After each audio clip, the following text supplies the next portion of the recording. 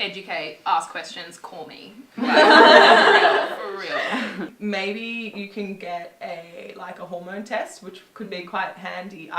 If I would go back in time, that's how I would do it. I would get a hormone test, see where my different hormone levels are at, and go to a doctor that I've done so much research into, and get advice off them which pill is going to fit with my hormones. Probably that. And I don't know, I feel like also something else that's really like a thing is how, as I was saying before, how like I was just on this pill that was my sister's prescription when I was a kid, from when I was 15 to 20, and I guess like the fact that I didn't realise that how much it was affecting my emotions, and how many kids are going through that and not knowing how much it's affecting them. And I don't know, I feel like it would be really important to just like for the conversation to be open to a lot younger people, because when we get to our age, I feel like most people are like, you go through all that shit and you learn through like trial and error and whatever, but to start like educating people from a younger age about the fact that it's actually not normal to feel fucked up on the pill. That if you're having those different mental health issues, that you need to identify what your symptoms are and what could possibly be triggering it, and if it's your pill, you need to stop it. Exactly. And I think on that note, because 5 years is way too long. Oh my god, my poor risk. I think that's the thing though. You need to be.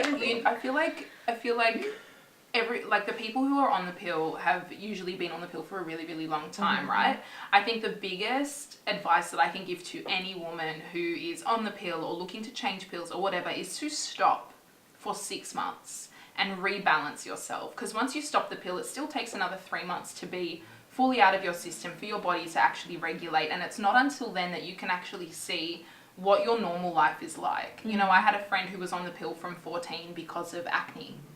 And she, really got to 25 and she still didn't know herself, so all of those hormonal imbalances or balances, whatever it is, you need to be aware of yourself so that you can better understand what you should be doing, what you should be taking.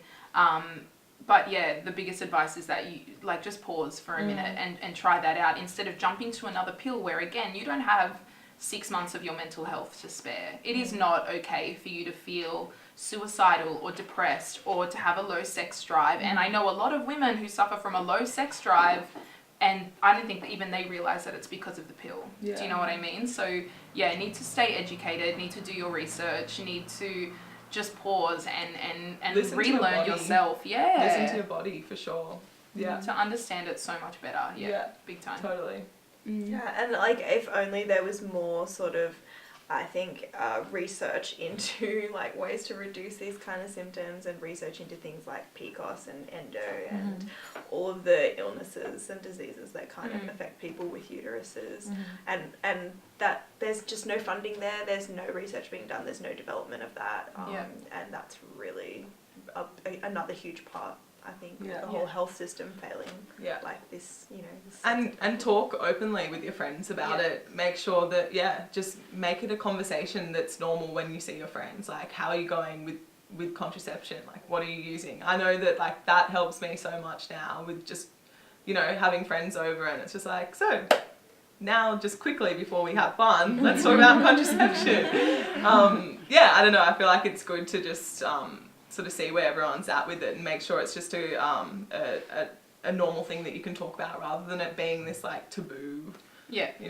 Totally. Which it can be, and really, really important to know that your options extend outside of your, just what your doctor's giving you, or whatever, and that's why it's important to talk to your friends. I cannot tell you how many of my customers I've had the conversation with about my copper IUD, and they're like, oh my god, like I have one too, and it's like, fuck man, like you didn't tell me that, like we should be saying that, like that should be the first thing we say. Hi, my name's Monica, I have a copper IUD, what are you using? Like to have that conversation, because it's really, really, really important. And like help a sister out, you could be helping somebody so much because you started to have that conversation, like think of think of everything outside of yourself and within your own circle. And if you tell 10 people how, you know, you're going through this or whatever, and then, you know, they tell 10 people, like, you've affected like 1 million people pretty quickly. I don't know the math, but you